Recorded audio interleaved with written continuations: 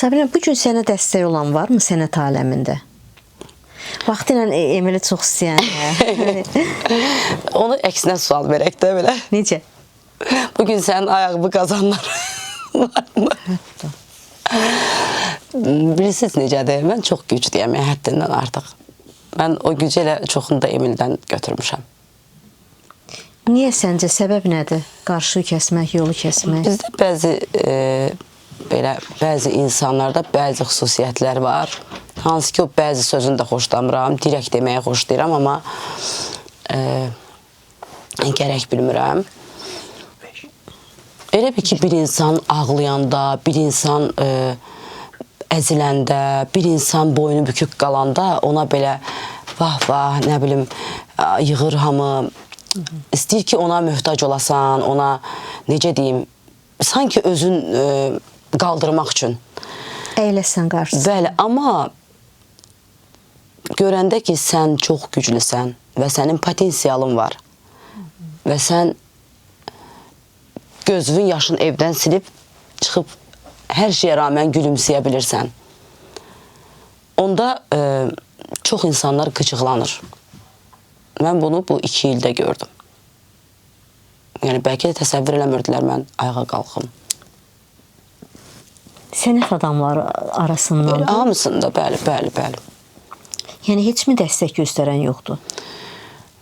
Mən dəstək görməmişəm, heç istəməmişəm də. Çünki özüm vaxtıyla elə özüm dəstək oluram, kiməsə dəstək olmuşam, kimlərəsə dəstək olmuşam. Yəni, mən bugünkü gündə heç kimin kölgəsində qalası insan deyiləm, nə də qız deyiləm. Bax, bu günlərim toy bazarındandır da sənət adamlarının qazancı bəlli məsələdir. İstər məşhur olsun, istər sıradan bir müğənni olsun. Yəni, toy bazarında necə? Burada da bir böyük bir qalmaqallar var, böyük bir paxıllıqlar var. Mən deyərdim ki, artıq monopoliya gedir, belə deyim. Ay, sağ ol. Son vaxtlar... Mən bunu son vaxtlar hiss eləmişəm. Hətta müğənnilər çoxları özləri etiraf edir bunu. Bəli.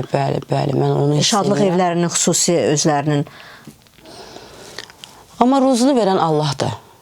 Yəni, o, belə deyim, kimsə məni əgər öz məclisində görmək istəyirsə, öz toyunda görmək istəyirsə, belə deyim, bunun qabağını nə dərəcədə almaq mümkündür. Həm də mən elə bir insanam ki, heç kimdən işi olmayan insanam. Heç kimdən, belə deyim, yaxınlıq eləyən insan deyiləm. Çox, hansı ki, müəyyən insanları çox yaxın buraxanda onu bilirsiniz də, yəni, görmək istəmədiyin üzlərin görürsən. Bu təcrübəm çox böyükdür deyə, ona görə də hər kəsin hörmətini saxlayıram, amma bir məsafə saxlayıram. O məsafədə məni hiss edirəm ki, daha çox hörmətlidir və daha çox qoruyur.